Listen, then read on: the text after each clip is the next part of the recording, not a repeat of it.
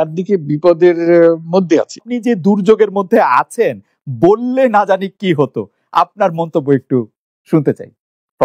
না, তুমি তো সবটা বলে ফেলেছো সমস্যাগুলো কি।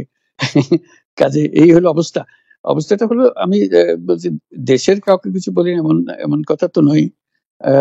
বাইরে বিদেশেও যে সবাইকে যে সাদরে নিয়ে আসি তাও না, তাদেরকে অনেক শর্ত দিই আমার এই কথাগুলো লেখার ছাপানোর আগে আমাকে বলতে হবে, যাতে আবার এমন কোনো কথা শব্দ এমন থেকে না যে আমি আর বিপদের সম্মুখীন হবো। আমি শুধু বিপদ থেকে দূরে থাকার জন্য এটা করছি, কারণ আমি চারদিকে বিপদের মধ্যে আছি। কাজেই কথা না বলা, এটা একটা নিজেকে রক্ষা করার একটা সুবিধা আর কি। কত কম বলা যায় ততই হয়তো ঝামেলার থেকে বাঁচবো। সম্পূরক প্রশ্ন করতেই হয়, নিজেকে কতটা রক্ষা করতে পারলেন প্রফেসর ইউনূস? পারলাম না তো, এত তো খালি বাড়ছে। এখন তো বড় কঠিন অবস্থার মধ্যে পড়ে গেছি। কিছুদিন আগে হয়তো খবর পেয়েছে, এই মাসের মধ্যেই যে 12 তারিখে যে ঘটনা ঘটলো, যে আমাদের অফিসের মধ্যে ঢুকে গেল লোকজন, ঢুকে বললো যে এটা আমরা এখন দখল করলাম, এখান থেকে আমরা চালাবো। এটা কি ধরনের আবদারিকতা! আমরা পুলিশের কাছে গেলাম, পুলিশ বললো যে আমরা এই ব্যাপারে কিছু করতে পারবো না। কাজেই তারাও কিছু করলো না। আমরা যাবোটা কোথায়? পুলিশও কিছু করবে না, ওরাও জবর দখল করার জন্য ছুটে আসবে, আমাদের আইন কানুন কিছুই মানবে না। আর আমাদের একটা প্যানিক সৃষ্টি করলো আমাদের পুরো অফিসের মধ্যে। যত লোকজন আছে, বিশেষ করে মহিলা সহকর্মী যারা আছে, তারা খুবই ভীত সন্ত্রস্ত হয়ে গেল যে কি কারবার, কি হলো এটা। কাজে সমস্যার পরিমাণ বাড়ছে, কমছে না। সমস্যা পরিমাণ বাড়ছে, কমছে না। আমি একটু পিছনে আদালতে আপনার বিরুদ্ধে রায় ঘোষণার পরে আপনি একটা প্রতিক্রিয়া দিয়েছিলেন। সেই প্রতিক্রিয়া আপনি বলেছিলেন যে বাংলাদেশের একটি কথায় আপনি এরকম বলেছেন যে বাংলাদেশের প্রতিটি নাগরিককে অন্যায়ের বিরুদ্ধে এবং গণতন্ত্র এবং মানবাধিকারের পক্ষে এক কণ্ঠে কথা বলার আহ্বান জানায়। অনেকে এইটাকে দেখছেন হচ্ছে এরকম করে যে আপনি গণতন্ত্রের পক্ষে লড়াইয়ে সামিল হতে বলছেন। প্রশ্ন কেউ করছেন, প্রশ্ন উঠছে, আপনি কি এইসব মামলা মোকদ্দমা থেকে মুক্তি পেতে এই সরকারেরই পরিবর্তন চাইছেন? খালেদ, তুমি কি গণতন্ত্রের বিরুদ্ধে নাকি? হঠাৎ এটা নিয়ে তো গণতন্ত্রের কথা বললাম আমার জন্য। তুমি তো বলে তুমি বলছো যে আমিও তো আছি, কাজে আমাকে পৃথকভাবে বলতে হচ্ছে কেন? আমরা সেটাই বলতেছি। কাজে আমরা কেউ গণতন্ত্রের বিপক্ষে না, সবাইকে স্মরণ করিয়ে দেওয়া যে আমরা সবাই গণতন্ত্রের পক্ষে, মানবাধিকারের পক্ষে, আমরা ন্যায় নীতির পক্ষে, রুল অফ লর পক্ষে। এইগুলো না থাকলে জাতি হিসেবে আমরা টিকে থাকবো না তো। কাজে যখনই মনে হচ্ছে যেগুলো এখন ফরেন ওয়ার্ডস হয়ে গেছে, তাতে মনে হবে যে আমাদের সমাজ হিসেবে আমাদের দায়িত্ববোধ অনেক বেড়ে গেল। এগুলোকে প্রতিষ্ঠিত করা, সোচ্চার করা, মুখ ফুটে বলা, এটা সবাইকে বলতে হবে, মুখ ফুটে বলতে হবে। আমার বিরুদ্ধে অভিযোগ হলে আমি বলছি না বলে আপনি বলছেন না কেন? একবার বলে এখন তোমার প্রশ্নের সম্মুখীন হয়ে গেলাম। অনেকে বলছে না, আপনি তো শতবার শতমুখে গণতন্ত্রের কথাই বলবেন, আপনাদের সবারই বলা উচিত। কিন্তু প্রশ্নটা এমন ভাবে তোলা হচ্ছে যে আপনি আসলে আপনার রায় ঘোষণার পর আপনি বলছেন গণতন্ত্রের কথা, মানবাধিকারের কথা। অনেকে বলছেন যে এই কথা কি আসলে যেহেতু ব্যাপারটা আপনার উপরে আসলো তখনই আপনি আসলে বললেন কিনা, নাকি আপনি আসলে বলতে চান না, আপনি আগে যেরকম বলছেন? হতে পারে, মুখ যখন বন্ধ থাকে কোনো কথাই বলা হয় না। এখন যখন মুখ খোলার সুযোগ হয়েছে, সামনে ক্যামেরা নিয়ে দাঁড়িয়ে আছে, মাইক্রোফোন দিয়ে দাঁড়িয়ে আছে, কথা বলছি, কাজে মনের কথাটা বললাম আর কি। যেটা মনে ছিল বলা হচ্ছিল না সেটা বললাম। এটা আমার ধারণা এটা সবারই মনের কথা, সেটাকে প্রকাশ করে। তারাও চায় যে তারা বলুক, আমি বললে তাদেরও মনে সাহস আসে যে উনি বলছেন যখন আমরা বলতে পারবো। প্রফেসর ইউনূস, আপনি যখন বলছেনই তখন আমি এই কথাটাকে একটু ইলাবোরেশন আপনার কাছ থেকে আশা করতে পারি যে আপনি যখন বলছেন যে গণতন্ত্র মানবাধিকারের পক্ষে এক কণ্ঠে কথা বলার আহ্বান আপনি জানাচ্ছেন, আপনার কাছে কি মনে হচ্ছে যে গণতন্ত্র মানবাধিকারের পক্ষে এখন বহু পক্ষ বহু কণ্ঠ, এটা আসলে এক কণ্ঠে কেউ বলতে পারছে না বা সাহস পাচ্ছে না বা বলছে না, এরকম আপনার মনে হচ্ছে কিনা? আমার মনে হচ্ছে তাই, কারণ বলতে পারছে না তো, মুখ খুলে সব গণতন্ত্রের কথা বলতে পারছে না।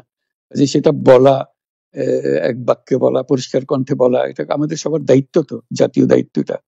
যে না হলে গণতন্ত্র বলে কিছু থাকবে না আমাদের জন্য, আদৌ গণতন্ত্র বলে কিছু থাকবে না। একটা প্রশ্ন করি যে বর্তমান সরকার, আরো স্পেসিফিক ভাবে বললে প্রধানমন্ত্রী শেখ হাসিনা স্পষ্টতই আপনাকে অপছন্দ করেন অনেক কিছুর জন্য আপনাকে দায়ী করেন, পদ্মা সেতু এবং এই সেই। এর কারণ কি বলে আপনি মনে করেন? আপনাকে কি তিনি তার প্রতিদ্বন্দ্বী মনে করেন, নাকি সত্যি তার কাছে এমন কোনো তথ্য রয়েছে যে আপনার বিশাল কোনো রাজনৈতিক অভিলাষ রয়েছে? আপনি কি রাজনৈতিকভাবে তার প্রতিদ্বন্দ্বী হয়ে উঠছেন বলে তিনি আপনাকে অপছন্দ করছেন, না কি কারণে, আপনার কি মনে হয়?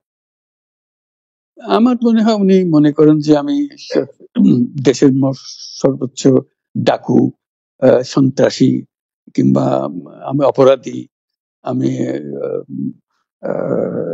সেরা চোর, এই জাতীয় জিনিস মনে করেন। কাজে সেগুলো ব্যাখ্যা করেন উনি তার মুখে।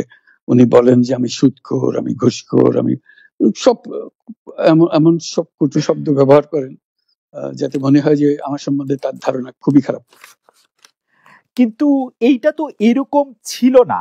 আমরা দেখেছি যে 96 থেকে 2001 সাল পর্যন্ত নানাভাবে এই সরকারি বা আওয়ামী লীগ সরকারি আপনার সাথে, বা আপনি আওয়ামী লীগ সরকারের সাথে একসাথে কাজ করতে কোনো সমস্যা হয়নি। আপনি এইটার জায়গাটা কি, একটু ব্যাকগ্রাউন্ডটা কি আমাদের একটু বলা যাবে, যে আপনার কাছে কি মনে হয় কেন এই শত্রুতার বা কেন এই অপছন্দের বিষয়টা একটু সৃষ্টি হলো বা তৈরি হলো?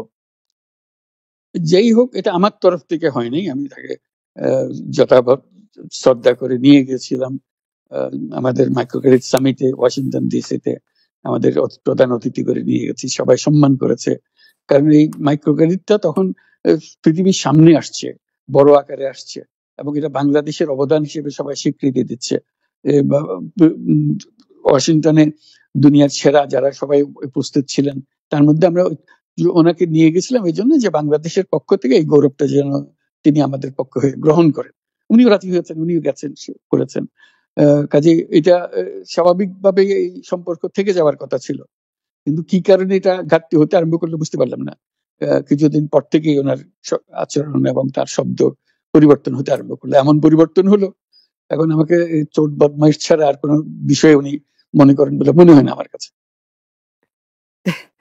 আসলে এটা নিয়ে কথা বলাটা একটু বিব্রতকরই, কিন্তু কেউ কেউ এটা বলে থাকেন যে বিশেষ করে যে 2007 সালে যে 111 সরকার আমরা যাকে বলি, তাদের যে বিরাজনীতিকরণের একটি চেষ্টা, সেই চেষ্টার মধ্যে আপনার অংশগ্রহণ আছে কিনা। যদিও বারবার বলা হয় যে আপনি আসলে সেই ক্ষমতাটা দখল করতে চেয়েছিলেন, অথচ আমরা উল্টা শুনেছি, আপনার মুখেও শুনেছি, যারা ওই সময় কুশলভ ছিলেন তাদের মুখেও শুনেছি যে আপনাকে আসলে অফার করা হলো, আপনি সেটি ফিরিয়ে দিয়েছিলেন।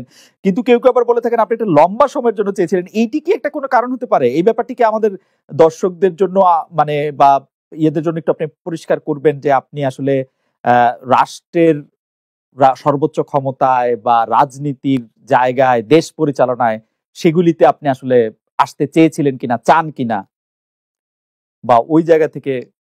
যদি চাইতাম খালেদ, যদি চাইতাম, তখন যখন মিলিটারি আমার বাসায় এসে বসে রইল সারা রাত আমাকে রাজি করানোর জন্য, আমি তো লুফে নিতাম। রাজি করানোর জন্য বসে থাকতে হবে কেন? আমি যদি ক্ষমতাই চাইতাম, বলে আজ চলেন চলেন, কি করতে, কি কোন জামাটা পড়তে হবে দেখিয়ে দেন, এখনই যাচ্ছি। আমি তো সেটা করিনি। তাদের সঙ্গে তর্ক করেছি, সারা রাত ধরে তর্ক করেছে যে না ভাই, আমাকে দিয়েন না, আমি এই কাজের উপযুক্ত না, আপনারা অন্য লক্ষ্য যান। তারা আমার উপরে মন ঠিক করে ফেলেছে আমাকে দিতে হবে। আমি বারে বারে বলতেছি তাদেরকে, তারা নিরাশ হয়ে ফিরে গেল, বললো যে সকালবেলায় আবার আসবো, সকালবেলায় আসলে তখন আপনি আমাদেরকে বলেন যে রাজি আছেন। আমি বললাম না, সকালবেলা আসলে একই কথা পাবেন, কারণ আমি তো এটা এমন কিছু না যে মনের মধ্যে সন্দেহ রেখে, দ্বন্দ্ব রেখে আপনাদেরকে বলছি, অত্যন্ত পরিষ্কার ভাবে আপনাদের কাছে বলছি। ঠিক আছে, তা না হলে তো আমি সঙ্গে সঙ্গে রাজি হয়ে যেতাম। কে ছাড়ে যে আপনাকে দেশের পুরো সরকারের প্রধান হবার জন্য আহ্বান জানাচ্ছে, বাংলাদেশে এরকম কয়জন মানুষ আছে বলবো যে না, আমি এই দায়িত্ব গ্রহণ করব না। আমি তো করলাম সেটা। এখন আমার নামে বলা হচ্ছে 10 বছর চেয়ে। আমি বছর নিয়ে প্রশ্নই উঠে না। প্রশ্ন হচ্ছে আগামীকাল সকালবেলা আপনি শপথ গ্রহণ করবেন, এই কথা। আমি বললাম যে না, করবো না। তারপরে এরপরে তো কয় বছর, কয় কাণ্ড। আমি 10 বছর দিয়ে কি করবোটা কি? আমি 10 বছর দিয়ে, আমি তো বলছি আমি এই কাজের জন্য নই। দেশে আমার দেশ পরিচালনা করা আমার দায়িত্ব না, আমার কাজ না, আমি জানি না এটা।